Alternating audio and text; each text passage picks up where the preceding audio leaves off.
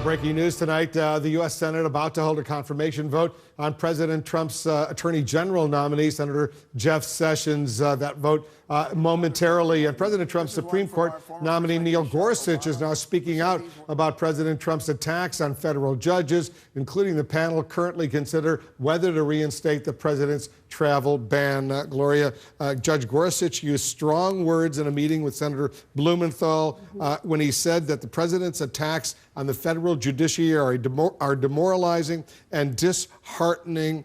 An administration official confirming that the judge used those words. I think that President Trump may be having a little bit of buyer's remorse tonight because, of course, what Gorsuch was reacting to was the president's comments that judges are political, that the interrogation of the attorneys by the judges last night was disgraceful, as he called it.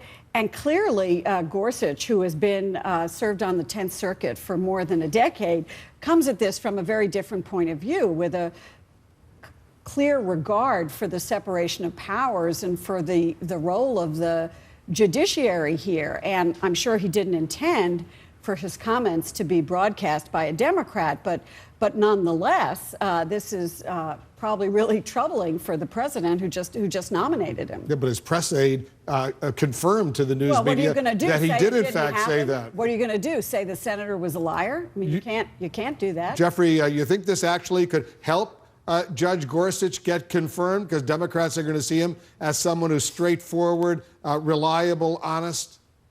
Yeah, I take a somewhat more cynical view, perhaps, of this. You know, this is very mild criticism of the president, disheartening, you know, demoralizing. I mean, those are not exactly condemnatory words.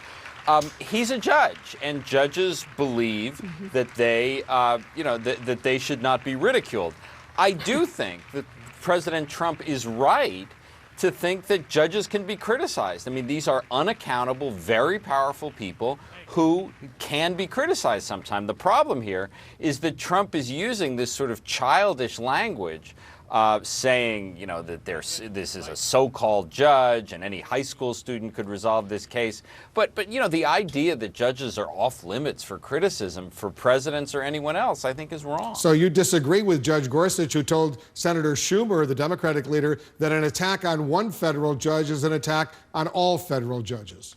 I do disagree with that. I mean, I would like to know precisely what was said, but I don't see why judges should be outside, should be, you know, free from criticism from the president or anything else. Remember, Barack Obama attacked the Citizens United case in his State of the Union address. Franklin Roosevelt fought with the Supreme Court. I mean, I don't think it's unprecedented to attack judicial decisions. What's different is Donald Trump attacking judges in this juvenile high school way, which is just the way he expresses himself. But the idea of criticizing judges, I really just don't think is so bad. David Swerlik, where do you come down? Yeah, no, I think that's right. The manner in which the attacks are coming is really what's separating this from other instances. Calling judges so-called judges is not attacking the merits of that decision. It's essentially saying judges, it's diminishing their role in the separation of powers of the three branches of government. Well, but, you know, I think that he was just nominated by Donald Trump. And Donald Trump will take this as a personal affront. I'm telling you this. Yeah.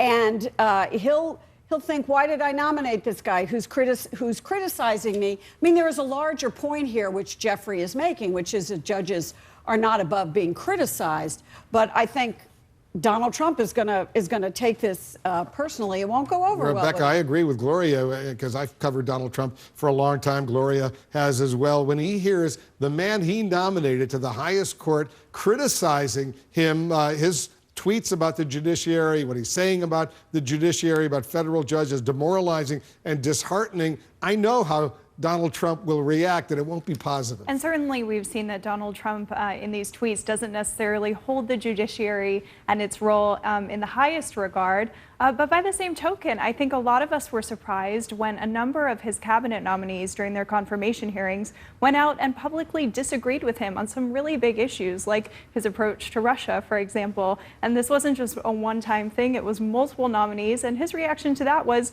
you know what? I nominated them. I think it's fine if they disagree. I'll take their disagreement. But and none note of those, whether it was General Mattis or General Kelly or Mike Pompeo, who was the CIA director, none of them said the president's words were demoralizing and disheartening or anything along those lines. They said they expressed their support for NATO. They were very condemnatory of Russia and Putin, for example. But it wasn't personal like this. Right. So this is certainly a little bit more direct than those circumstances. But I would agree with Jeffrey that this isn't really a cutting sort of rebuke. It's very nuanced, actually. Well, it might help him with some Democrats. I think it will. Actually. Well, I mean, Right? Gloria is making a very important point there. I mean, this is going to help him get confirmed. Yeah. Right, yeah. It will Exactly. show him, it will show, I mean, you know, these comments, which are, again, are fairly mild, you know, do show a measure of independence, and especially at this moment when the judiciary and the president are, you know, at loggerheads over the immigration issue. Judicial independence is going to be something a lot of senators are looking for. And we'll see how he deals with all these sensitive issues during his confirmation hearings before the Senate Judiciary Committee in March. He'll be asked about all of them. A programming note, Senator Blumenthal will be a guest tonight on AC 360, 8 p.m. Eastern. We're back with the panel, much more on the breaking news right after this.